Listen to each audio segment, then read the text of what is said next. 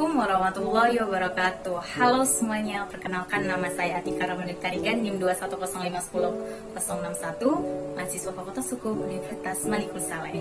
Pada kesempatan kali ini, saya akan membahas tentang hak kebendaan. Benda merupakan objek hukum atau objek hak. Pengertian benda secara yuridis, segala sesuatu yang dapat menjadi objek hak milik. Hukum benda adalah terjemahan dari istilah bahasa Belanda yaitu Zekenrecht. Menurut Prof. Suediman Kertohadiprodjo, hukum kebendaan ialah semua kaidah hukum yang mengatur apa yang diartikan dengan benda dan mengatur hak-hak atas benda. Asas-asas hukum benda. Yang A merupakan hukum memaksa. Menurut asas ini, suatu benda itu hanya dapat diadakan hak kebendaan sebagaimana yang telah disebutkan dalam undang-undang.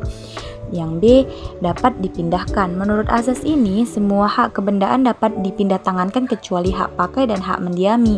Jadi, orang yang berhak tidak dapat menentukan bahwa tidak dapat dipindahtangankan. Namun, orang yang berhak juga dapat menyanggupi bahwa ia tidak akan memperlainkan barangnya. Yang C, azas individualitate. Menurut azas ini, objek dari hak benda adalah suatu barang yang dapat ditentukan. Artinya, orang hanya dapat sebagai pemilik dari barang yang berwujud yang merupakan kesatuan.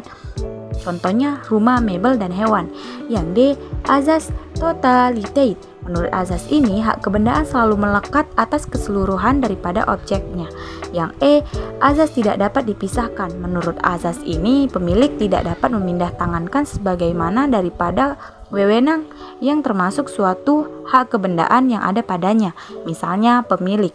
Yang F, azas prioritate. Menurut azas ini, semua hak kebendaan memberikan wewenang yang sejenis dengan wewenang dari eigendom, sekalipun luasnya berbeda-beda. Yang G, azas pencampuran. Menurut azas ini, hak kebendaan terbebas wewenangnya, jadi hanya mungkin atas benda orang lain dan tidak mungkin atas hak miliknya sendiri. Yang H, azas perlakuan yang berlainan terhadap benda bergerak dan benda tak bergerak.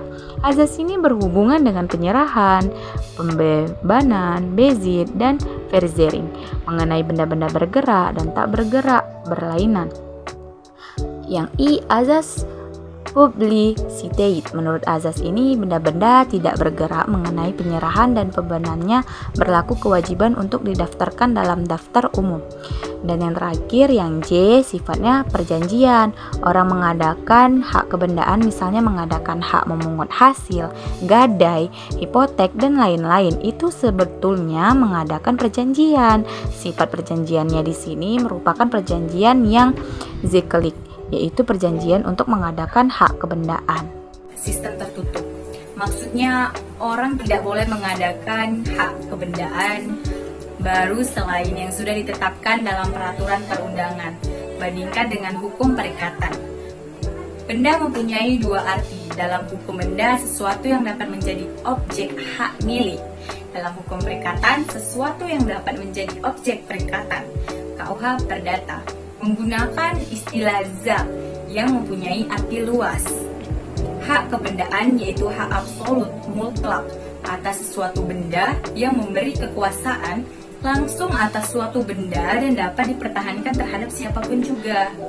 Ingat, hak perdata ada dua macam, yaitu hak absolut dan hak pribadi. Hak dalam hubungan hukum keluarga, hak kebendaan, hak relatif timbul karena hubungan perikatan. Prinsip-prinsip umum dalam kebendaan.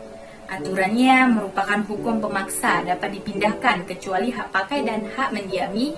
Haknya bersifat individualis, totalis, tak dapat dipisahkan serta prioritas yang luasnya berbeda-beda.